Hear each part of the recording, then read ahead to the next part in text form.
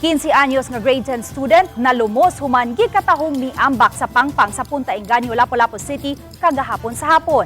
Search and rescue operation sa naasoy Batan-on nagpadayon. Ani ang report.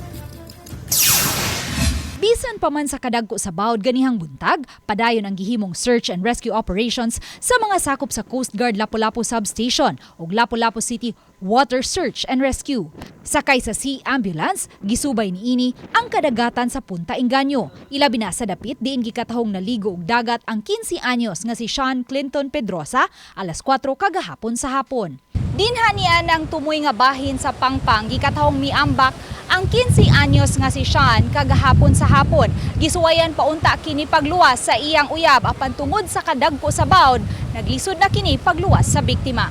Ganiha, samtang padayon ang search and rescue sa biktima, gipugnan sa mga kabanay ang 15 anyos nga uyab niini nga si Maria Isabel Pidoche kay buot usab niyang mutabang sa pagpangita kang Sean.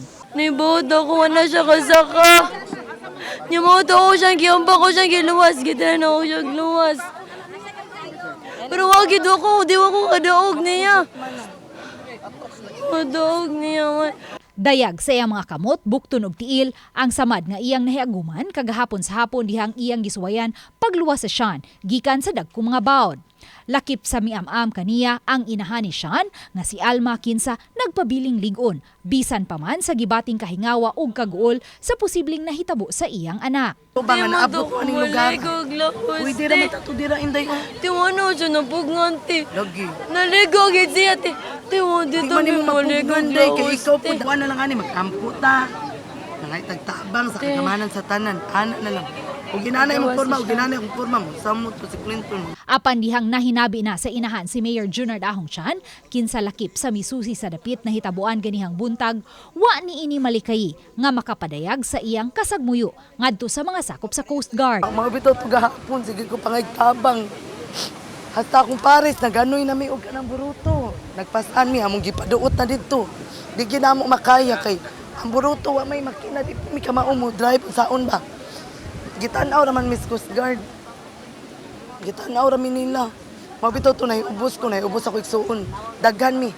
Lukop taga-Enganyo na napang namo nagbayanihan mi. Bisita ka basol sa ginikanan kay ang ato ang Coast Guard ug ang atong city disaster nagtan-aw pod sa sitwasyon, no. In fact, yesterday we are under signal number 1. Karon gale warning lang ni pero makita ta usa ka banlas ang maong tubig, no. Ang mga sakop sa Coast Guard Lapu-Lapu Substation ug Lapu-Lapu City Water Search and Rescue mipasabot sa kahimtang sa panahon kagahapon. Mas kusog gabi dagko kay bawd hangin pataob man tagahapon sa monang nagalugsog na mo wala na gyud di na gyud mi makita. Ugsok na gyud among dong babalik ay mura na gyud simbahan kadaka among kon.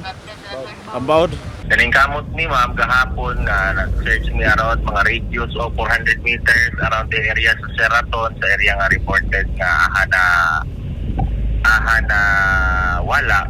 Unfortunately ma'am, tungod sa unfavorable sea condition ma'am, na recommend me together with the CDRRM of Lapu-Lapu na i-stop sa temporarily among sea rescue. Alas 10 kaganihang buntag, miabag na usab sa search and rescue ang mga divers sa Bantay Dagat ug Senro, pinanguluhan ni Emmy Bunghanoy.